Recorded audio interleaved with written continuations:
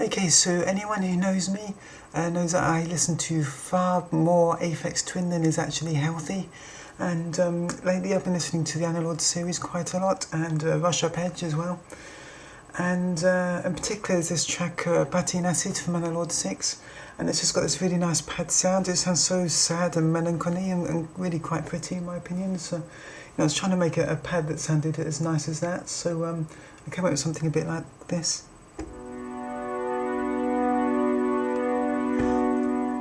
And while, it's not as good as that one, I think it sounds quite nice and pretty in its own right. So basically that's the pad that's in Pusher. Now, something that happens with old-fashioned analog synthesizers is, the really old ones, they tend to drift out of tune quite easily. So they'll start playing a certain note of a certain pitch, but by the end of the song they just drifted down a little bit from that, so it's actually a bit flat. So I tried to do something similar in Pusher and in Hopper.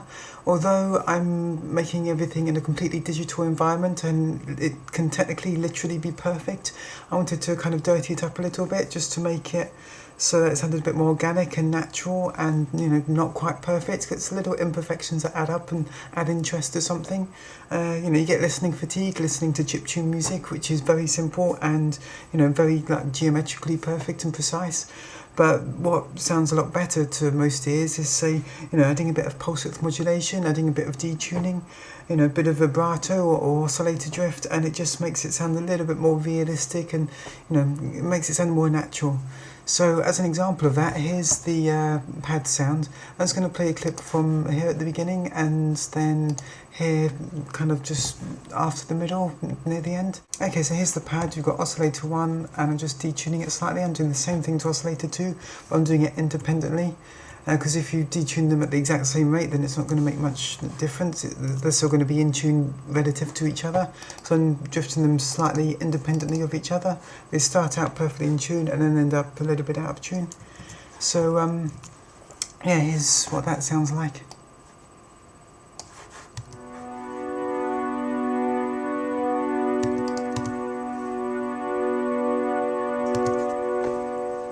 If you listen to the difference there, it's almost like a Doppler shift. It's just slightly, I'm not even sure if that's even a semitone out, but it's just slightly out from each other, and it just helps achieve that kind of organic, natural sound.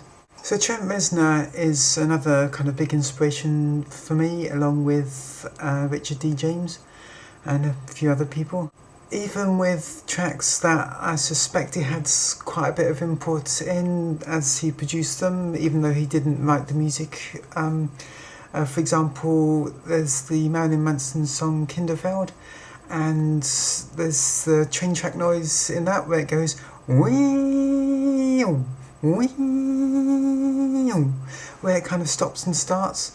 The way it stops and starts is very similar to the track On We March in the Social Network soundtrack. It's not like the note just starts or stops, it's like the note has some kind of motor which has to spin up and get going before it actually reaches its stride, and then it kind of spins down again. So I tried to replicate that kind of an idea. Here's the choir from Pusher. It's an orchestron sample as Kraftwerk used. Just using pitch bend on my keyboard here, which is the kind of simplest way you can achieve that kind of effect.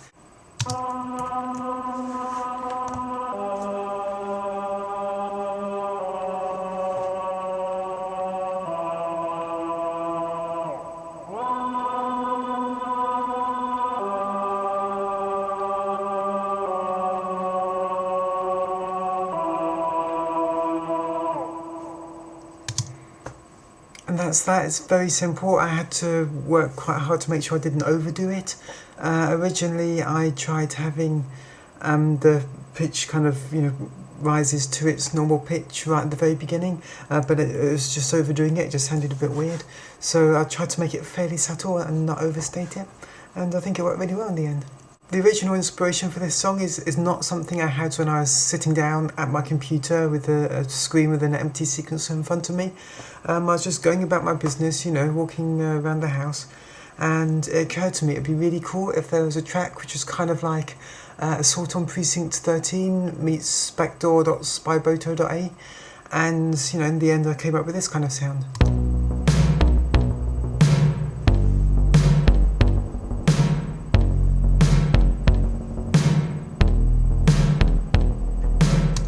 which I think, you know, achieves that kind of the combination quite well. You know, again, I'm putting my own spin on things. I'm not really trying to rip off either of those tracks, or even, you know, both of them together, but put my own twist on it and make it, you know, something fairly original, but something accessible that you can kind of already relate to a bit and think, oh yeah, that's kind of, you know, it's not zany out there music, that's something I can relate to almost. Not exactly relate to, because with electronic music it doesn't really apply so much, but, you know, it's not like it's a song with a lyric that you're like, oh yeah, that happens to me, but, you know, it's something that is fairly familiar, yet pushing it in a slightly new direction.